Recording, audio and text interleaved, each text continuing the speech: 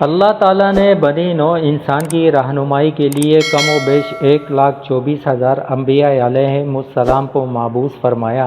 انبیاء کرام کی بعثت کے سلسلہ حضرت آدم علیہ السلام سے شروع ہوا اور اس مبارک سلسلے کا اختتام حضرت محمد مصطفیٰ صلی اللہ علیہ وسلم کی ذات اقدس پر ہوا کہ آپ صلی اللہ علیہ وسلم خاتم النبیین ہیں۔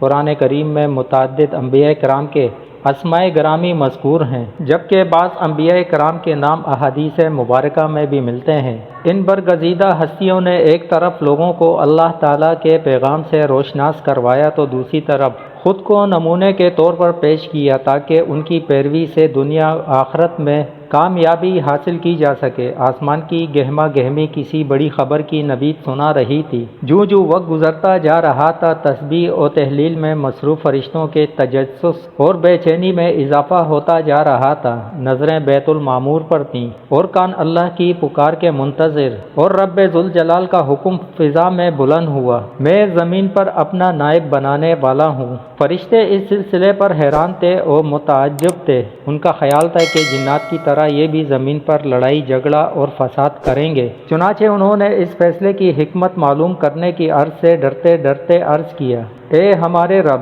ایسے شخص کو کیوں پیدا کرتا ہے جو زمین میں فساد کرے اور خون بہائے؟ اور ہم تیری تسبیح، حمد و پاکیزگی بیان کرنے والے ہیں۔ اللہ تعالیٰ نے فرمایا، جو میں جانتا ہوں تم نہیں جانتے۔ اللہ تعالیٰ نے حضرت جبرائیل علیہ السلام کو حکم دیا کہ کرۂ ارض سے مٹی لے کر آؤ۔ حضرت ابو موسیٰ اشعری فرماتے ہیں کہ نبی کریم صلی اللہ علیہ وسلم نے ارشاد فرمایا، اللہ تعالیٰ نے حضرت آدم علیہ السلام کو ایک مٹھی خاک سے پیدا فرمایا۔ یہ مٹی تمام روئے زمین سے حاصل کی گئی تھی۔ یہی وجہ ہے کہ حضرت آدم علیہ السلام کی نسل میں مختلف رنگ و زبان کے لوگ پائے جاتے ہیں۔ حضرت ابو ہریرہ رضی اللہ تعالیٰ عنہ سے روایت ہے کہ حضور صلی اللہ علیہ وسلم نے فرمایا، جب اللہ نے آدم علیہ السلام کو پیدا فرمایا اور ان میں روح پھونکی تو ان کو چھینک آئی، یوں سب سے پہلے ان کے منہ سے اللہ کی حمد نکلی، پھر اللہ نے یرحمک اللہ فرمایا۔ اللہ تعالیٰ نے حضرت آدم علیہ السلام کو 4 عظیم شرف و مرتبے عطا فرمائے،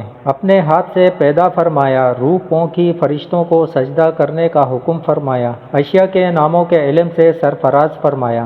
اللہ تعالیٰ نے حضرت آدم علیہ السلام کو تمام نام سکھا کر ان چیزوں کو فرشتوں کے سامنے پیش کیا اور فرمایا، اگر تم سچے ہو تو ان چیزوں کے نام بتاؤ۔ انہوں نے کہا، اے اللہ، تیری ذات پاک ہے، ہمیں علم نہیں سوائے اس کے جو تو نے ہم کو سکھایا ہے، بے شک آپ بڑے علم و حکمت والے ہیں۔ پھر اللہ نے حضرت آدم علیہ السلام کو حکم دیا کہ ان چیزوں کے نام بتا دو، سو انہوں نے ان سب چیزوں کے نام بتا دیے۔ اللہ تعالیٰ نے فرمایا، دیکھو، میں نے تم سے نہ کہا تھا کہ میں زمین و آسمان کی تمام پوشیدہ چیزوں سے واقف ہوں؟ میں ان باتوں کو بھی جانتا ہوں جن کو تم ظاہر کر دیتے ہو اور جن کو تم دل میں رکھتے ہو۔ حق تعالیٰ نے تمام فرشتوں کو حکم دیا کہ آدم کو سجدہ کرو، تو ابلیس کے سوا سب نے سجدہ کیا، اس نے انکار کر دیا اور تکبر کیا اور وہ کافروں میں ہو گیا۔ اللہ نے ابلیس سے پوچھا، جب میں نے تجھ کو حکم دیا تھا تو تجھے کس چیز نے سجدے سے باز رکھا؟ اس نے کہا، میں اس سے افضل ہوں، تو نے مجھے آگ سے پیدا کیا ہے اور اسے خاک سے۔ اللہ نے فرمایا، تو بہشت سے اتر جا، تجھے حق نہیں کہ تو یہاں رہ کر غرور کرے، پس نکل جا، بے شک تو ذلیلوں میں سے ہے۔ اس نے کہا، مجھے اس دن تک مہلت عطا فرما دیجیے جس دن قیامت آئے گی۔ اللہ نے شیطان کو مہلت عطا فرما دی تو اس نے کہا، اب میں تیرے بندوں کو قیامت تک بہکاؤں گا، آگے سے، پیچھے سے، دائیں سے، بائیں سے۔ اللہ نے فرمایا، جو لوگ تیری پیروی کریں گے میں تجھ سمیت ان سب سے جہنم بھر دوں گا۔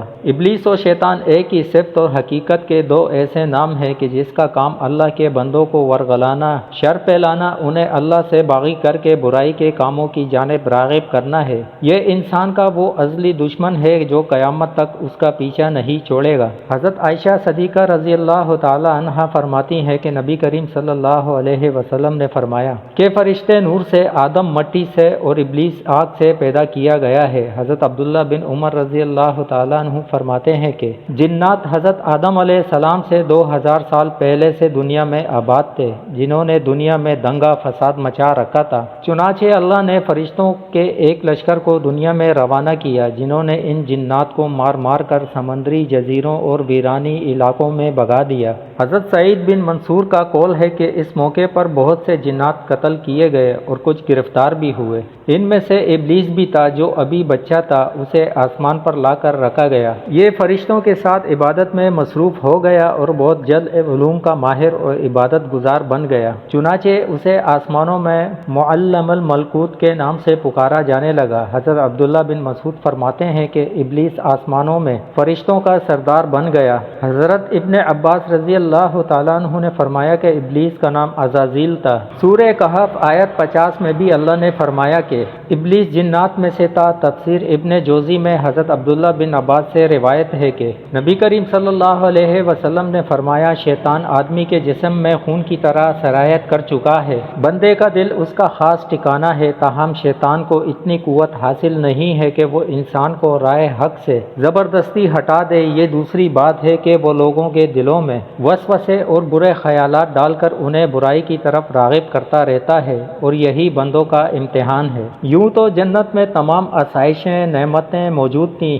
لیکن اس کے باوجود حضرت آدم تنہائی اور اجنبیت محسوس کرتے تھے۔ چنانچہ اللہ تعالیٰ نے ان کی تنہائی دور کرنے کا بندوبست فرماتے ہوئے حضرت حوا کو پیدا کر دیا۔ محمد بن اسحاق حضرت ابن عباس سے روایت کرتے ہیں کہ حضرت حوا کو حضرت آدم کی بائیں طرف کی چھوٹی پسلی سے پیدا کیا گیا ہے۔ جبکہ وہ سو رہے تھے، پھر اللہ نے حضرت آدم کو حکم فرمایا کہ وہ اور ان کی بیوی جنت میں سکون اختیار فرمائیں، اور فرمایا جہاں سے چاہو بلا روک ٹوک کھاؤ، لیکن اس درخت کے پاس نہ جانا ورنہ ظالموں میں سے ہو جاؤ گے۔ حضرت آدم اور حضرت حوا بڑے آرام و سکون سے جنت میں رہنے لگے۔ روایت میں ہے کہ حضرت آدم 100 سال یا 60 سال جنت میں رہے۔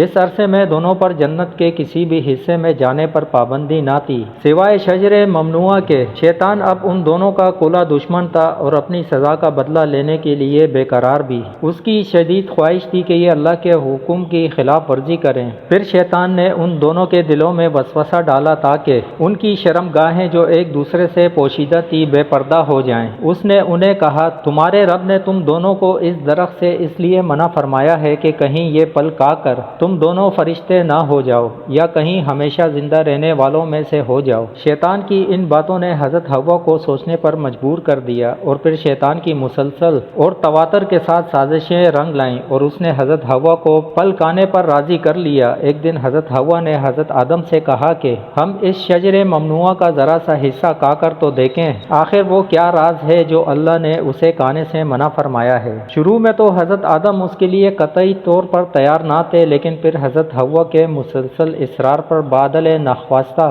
وہ بھی راضی ہو گئے۔ ابھی ان دونوں نے پھل کو پورے طور پر چکھا بھی نہ تھا کہ ان کی سترگاہیں ایک دوسرے پر عیاں ہو گئیں، جس پر دونوں بدحواسی اور پریشانی میں جنت کے درختوں کے پتے توڑ توڑ کر اپنا بدن چھپانے لگے۔ اللہ نے دونوں کو پکارا اور فرمایا، کیا میں نے تم کو منع نہیں کیا تھا کہ اس درخت کا پھل نہ کھانا اور شیطان کے ورگلانے میں نہ آنا؟ دونوں نے جب اللہ کی پکار سنی تو مارے خوف الہی کے کانپ اٹھے۔ نہایت لاچارگی اور عاجزی سے اپنی خطا پر نادم اور شرمندہ ہوتے ہوئے بارگاہ خداوندی میں عرض کیا، اے ہمارے رب، ہم دونوں سے بہت بڑی غلطی ہو گئی ہے۔ اب اگر آپ نے ہم پر رحم و کرم نہ کیا اور معاف نہ فرمایا تو ہم تباہ و برباد ہو جائیں گے۔ حق تعالیٰ نے فرمایا کہ اب تم دونوں ایک خاص مدت تک زمین پر ہی رہو گے، جہاں تم ایک دوسرے کے دشمن ہوگے اور وہاں ہی مرنا ہے اور اسی میں سے پھر پیدا ہونا ہے۔ چنانچہ دونوں کو زمین کی طرف روانہ کر دیا گیا۔ روایت میں ہے کہ حضرت آدم علیہ السلام کو ہند، حضرت حوا علیہ السلام کو جدہ اور ابلیس کو بصرہ سے چند میل کے فاصلے پر دمشتیمان کے مقام پر اتارا گیا۔ حضرت صدی فرماتے ہیں کہ جب حضرت آدم جنت سے ہند میں اترے تو ان کے پاس حجر اسود تھا اور جنت کے درختوں کے پتوں کی ایک مٹھی بھی تھی۔ پھر حضرت آدم علیہ السلام نے ان پتوں کو زمین پر پھیلا دیا اور یہ خوشبودار درخت ان پتوں ہی کی پیداوار ہیں۔ حضرت ابن عباس رضی اللہ عنہ سے مروی ہے کہ حضرت جبرائیل حضرت آدم کے پاس آئے اور گندم کے 7 دانے ساتھ لائے۔ حضرت آدم نے پوچھا، یہ کیا ہے؟ عرض کیا، یہ اس درخت کا پھل ہے جس سے آپ کو روکا گیا تھا لیکن آپ نے تناول کر لیا تھا۔ فرمایا، تو اب میں اس کا کیا کروں؟ عرض کیا، اس کو زمین میں بو دیجیے۔ حضرت آدم علیہ السلام نے بو بو دیے اور وہ دانے وزن میں ان دنیا کے دانوں سے لاکھ درجے زیادہ تھے۔ وہ دانے اگے، حضرت آدم نے فصل کاٹی، پھر دانوں کو بھوسی سے جدا کیا، پھر صفائی کی، اسے پیس کر آٹا گوندا اور روٹی پکائی۔ اس طرح محنت و مشقت کے بعد اسے کھایا۔ حضرت آدم علیہ السلام زمین پر آنے کے بعد نہایت شرمسار اور افسردہ تھے۔ پھر حضرت حوا سے علیحدگی نے بھی سخت پریشانی میں مبتلا کر دیا تھا۔ روایت میں ہے کہ آپ ایک طویل عرصے تک اللہ کے حضور گڑ گڑاتے، فریاد کرتے اور آنسو بہاتے رہتے، یہاں تک کہ اللہ تعالیٰ کو ان کی اس گریہ وزاری پہ رحم آ گیا، اور پھر ایک دن حضرت جبرائیل نے حضرت آدم کے پاس آ کر انہیں اللہ کی جانب سے معافی کی نوید سنائی۔ حضرت آدم علیہ السلام خوشی سے سرشار بارگاہ خداوندی میں سر مسجود ہو کر شکر بجا لائے۔ پھر حضرت جبرائیل علیہ السلام انہیں لے کر مکہ آئے، جہاں حضرت آدم علیہ السلام نے کعبہ شریف کی بنیاد رکھی اور حجر اسود کو کعبہ کی دیوار پر نصب فرمایا۔ پھر اس کے گرد طواف کیا۔ طواف سے فارغ ہو کر حضرت جبرائیل علیہ السلام انہیں جبل عرفات پر لے گئے، جہاں حضرت حوا تشریف فرما تھی، لیکن طویل عرصے کی جدائی اور حالات نے بہت سے جسمانی تغیرات پیدا کر دیے تھے، چنانچہ دونوں ایک دوسرے کو پہچان نہ پائے، جس پر حضرت جبرائیل علیہ السلام نے دونوں کا تعارف کروایا۔ حضرت آدم اور حضرت حوا کی ملاقات کے بعد اللہ نے انہیں اولاد کثیر سے نوازا۔ حضرت حوا جب امید سے ہوتی تو ایک لڑکا اور ایک لڑکی پیدا ہوتے، جب دوبارہ امید سے ہوتی تو پھر ایک لڑکا اور لڑکی ہوتے۔